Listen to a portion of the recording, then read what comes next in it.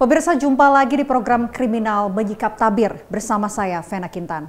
Kali ini kami akan mengulas kasus kematian seorang wanita muda yang jasadnya ditemukan terombang-ambing di laut.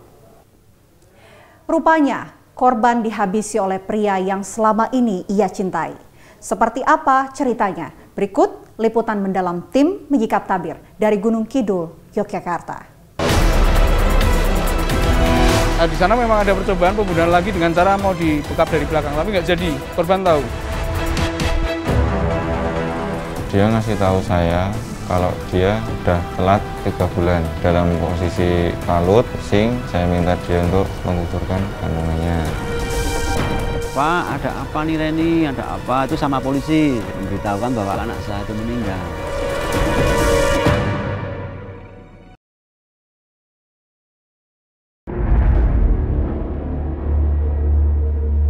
Pantai Ngerawe atau Pantai Mesra.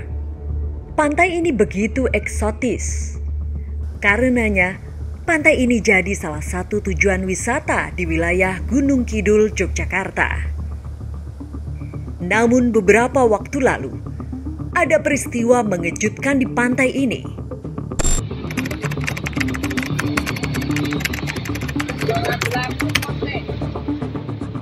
Sesosok mayat wanita tanpa busana ditemukan terapung di pantai ini.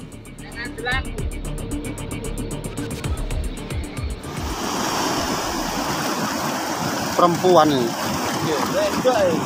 Maksudnya kalau dilihat duluan saksi banyak. Allah. Wedok. Sik. Wedok mana?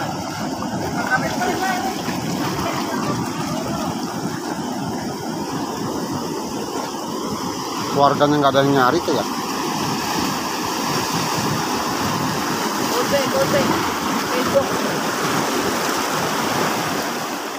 Tubuhnya terombang-ambing dihempas ombak.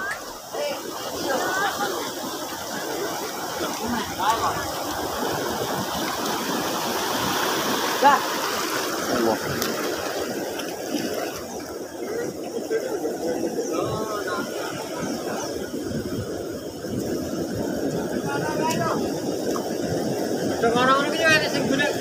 Si gadis, coba ya.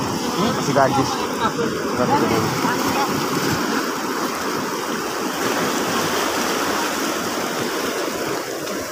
Or.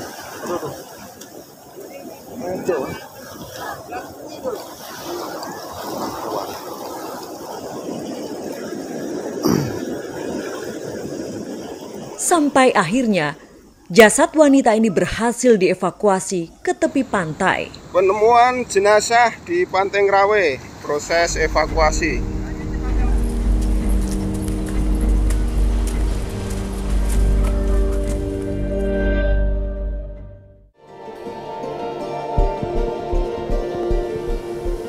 Tim Menyingkap Tabir yang mendatangi lokasi penemuan sempat bertemu dengan Rizky, salah satu fotografer wisata di Pantai Ngerawe.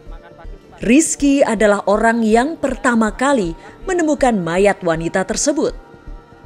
Nah, saya foto dari sebelah situ, posisi masih surut. Tapi pertama kali saya belum tahu kalau itu korban. Kok seperti jaring kok bukan jaring, seperti karung kok bukan karung, kok panjang ada apanya ya. Saya perhatikan kayak guling, oh ada pertama. Setelah itu kok ada tangannya, kok ada kakinya, saya belum sadar kalau itu adalah manusia. Sadar-sadar saya lihat rambutnya geriambang gitu, ada kepalanya. Astagfirullah, ternyata itu adalah mayat.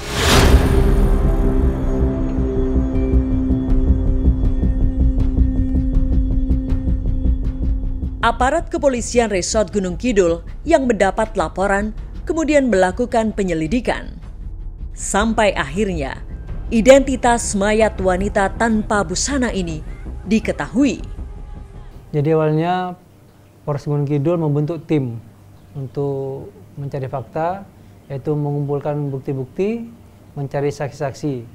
Yang mana dari foto yang didapat penemuan mayat tersebut, ada seorang saksi penjual bakmi, sama persis fotonya. Korban adalah Reni Nugraheni. Wanita 25 tahun ini tercatat sebagai warga Suto Menggalan RT 3 RW 3, Kelurahan Cengkawarejo, Kecamatan Banyuurip, Purworejo, Jawa Tengah. Rupanya Reni sedang hamil.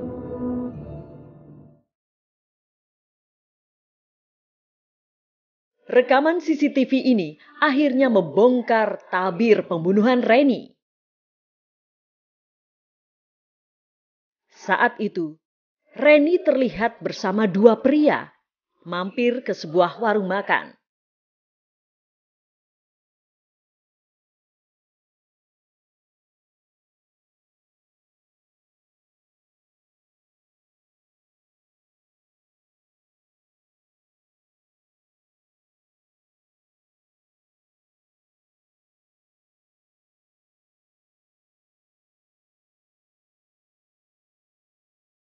Di malam inilah, rupanya Reni diajak ke pantai untuk dieksekusi.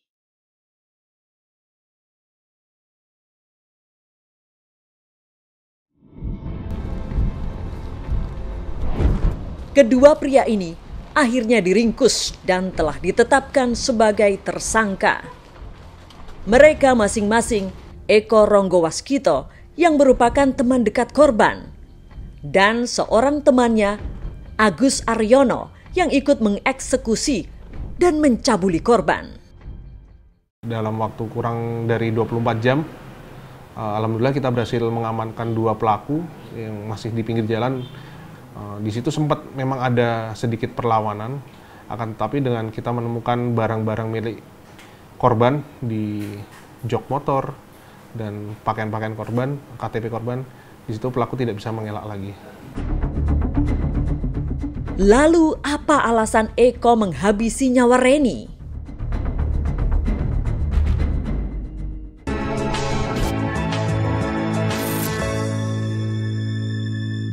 Saat dihabisi, Reni Nugraheni ternyata sedang mengandung. Dan pelaku yang merupakan teman dekat korban ternyata sudah merencanakan pembunuhan ini sejak lama karena tak menginginkan kehadiran sang jabang bayi. Nah, di sana memang ada percobaan pembunuhan lagi dengan cara mau dibekap dari belakang, tapi nggak jadi. Korban tahu.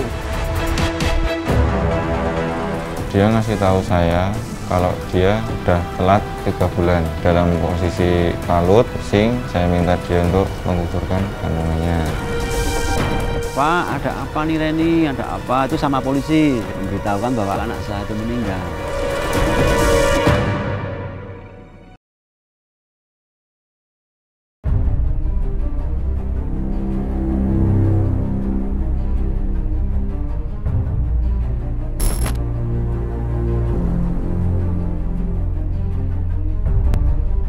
Rupanya Reni Nugraheni, wanita hamil yang jasadnya ditemukan mengapung di Pantai Ngerawe atau Pantai Mesra, dieksekusi di lokasi ini di Pantai Kukup, Desa Kemadang, Tanjung Sari, Gunung Kidul, Yogyakarta.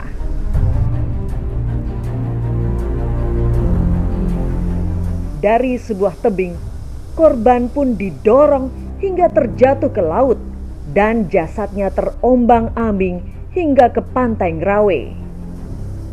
Jadi pada waktu itu korban dan pelaku diajak turun. Jadi korban diajak turun oleh pelaku untuk di pinggir tebing ini. Ya memang niatnya untuk didorong biar mati, masuk ke laut. Jadi waktu korban dan pelaku datang berdua, untuk yang temannya masih menunggu di atas. Itu korban dan pelaku ngobrol di sini, kemudian korban didorong oleh pelaku. Masih hidup, masih sadar, masih sehat. Jadi ada percobaan pertama pembunuhan, itu dia mau didorong. Tetapi korban berpegangan sama bambu ini. Dia jongkok dan bertahan untuk tidak jatuh. Tapi pelaku masih dorong-dorong terus. Akhirnya karena nggak kuat, kemudian pelaku mundur. Nah, korban juga takut, nangis dia.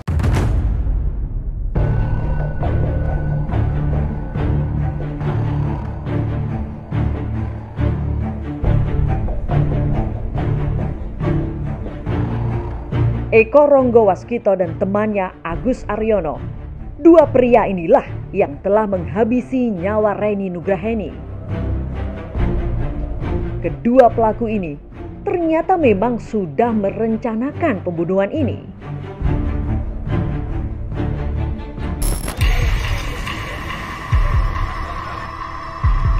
Dan di Pantai Kukup inilah korban akhirnya dieksekusi. Rupanya pembunuhan terhadap Reni sudah beberapa kali hendak dilakukan. Saat itu, korban sempat diajak ke Gunung Kawi, namun rencana tersebut gagal.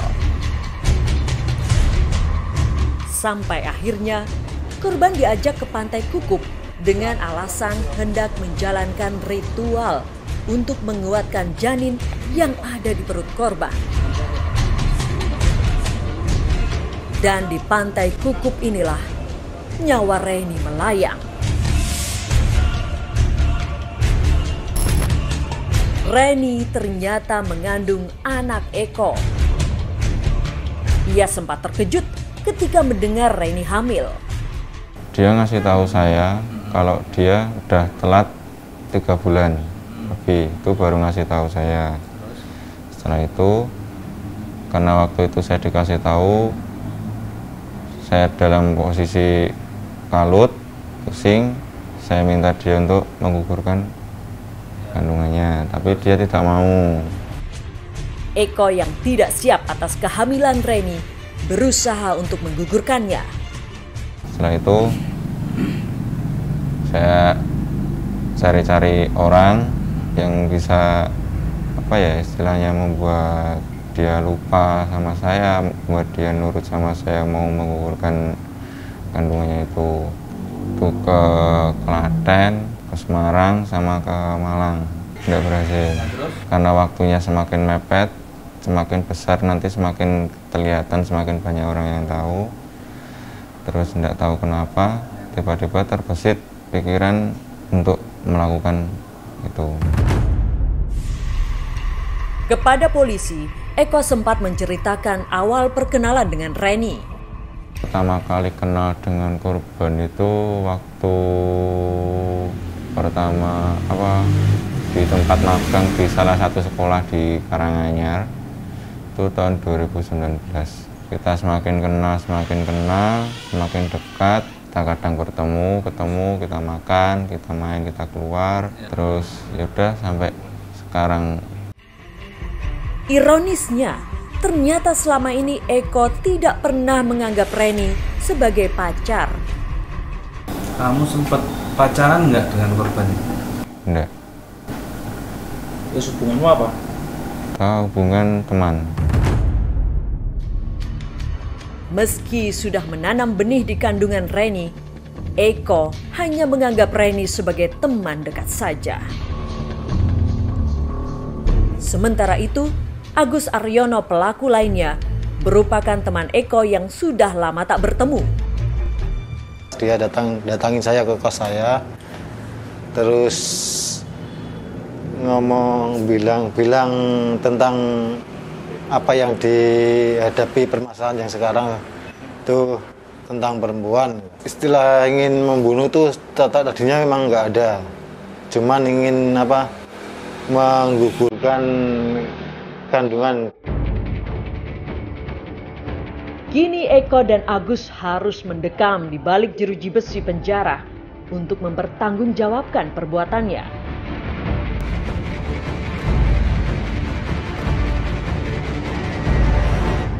Pasal yang akan disangkakan yaitu pasal 340 KUHP atau 338 KUHP tentang pembunuhan berencana. Ancaman hukuman adalah hukuman mati atau penjara seumur hidup atau penjara paling lama 20 tahun.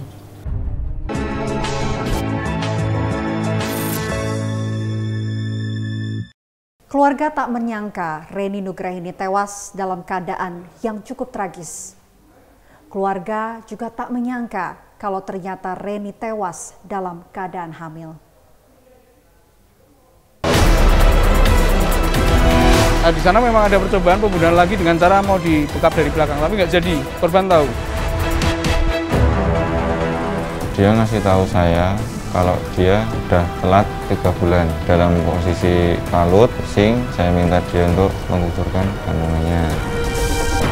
Pak, ada apa nih Reni? Ada apa? Itu sama polisi memberitahukan bahwa anak saya itu meninggal.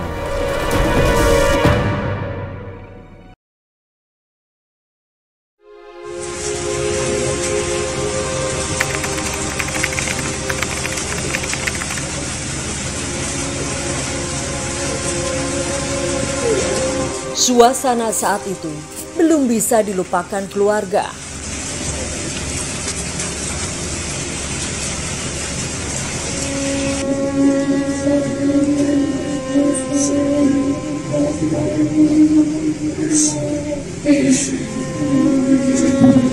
Keluarga sama sekali tak menyangka kalau Reni Nugraheni yang sehari-hari bekerja di salah satu perusahaan di Solo akan pergi meninggalkan mereka dengan cara yang cukup tragis.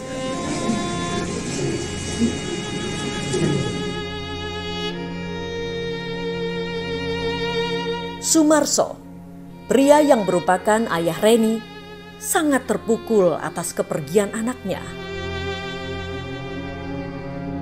Sumarso pun berkisah saat pertama kali mendengar kabar kepergian anaknya. Ya, pihak polisi sama perangkat desa, Bapak Kepala Desa memberitahukan bahwa ada lelayu anak saya itu meninggal. Percaya dan tidak percaya, saya itu nggak percaya. Sumarso juga tidak mengetahui kalau Reni sedang hamil 28 minggu. Sebagai orang tua, ya belum mengetahui atau nggak curiga lah. Nggak ada tanda-tanda sama sekali anak saya itu mengandung, itu nggak ada curiga. 1 hari sebelum kepergian Reni, ia sempat mengontak ibunya untuk minta pindah kos. Mama siapin duit 500 buat bayar kos yang bulan ini, buat melunasi kos yang bulan ini. Saya mau pindah kos, ya kan alasnya yang kayak gitu tadi, naik motor 20-25 menit, tiap sore pulang kerja hujan terus, badan gerges-gerges, makanya mau pindah yang lebih dekat gitu. Waktu itu nggak saya balas, terus saya balas kan tapi udah nggak ada ternyata anak. Handphonenya udah nggak hidup. Tak telepon sampai 9 kali pagi udah nggak diangkat tuh, terus pikiran saya mungkin masih tidur anaknya. Terus pagi saya ngantar sekolah yang kecil, saya masih hubungi, tapi udah nggak bisa. WA pun juga cuma centang 1. Iya. Kini Sumarso hanya bisa pasrah dan berharap pelaku mendapat hukuman yang setimpal. Kasihan anak saya yang menjadi korban sedemikian kejamnya. Itu anak saya seperti itu kejadiannya. Kini harapan Sumarso telah pupus. Reni yang diharapkan bisa membanggakan keluarga telah pergi untuk selamanya.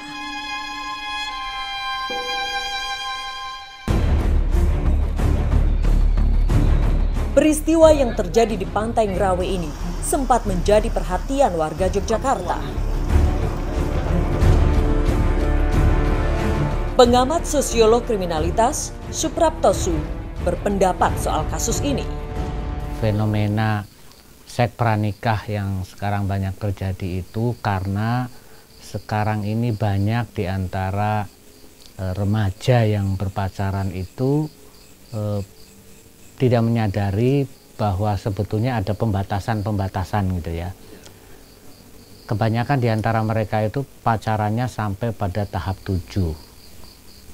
Kalau sudah sampai pada tahap 7 biasanya lalu 9. Yang pertama itu knowing, kenalan. Kedua dating, itu kencan untuk PDKT, saying, nembak, lalu touching, saling membelai, kissing. Harusnya sudah berhenti sampai di tahap 5 kissing.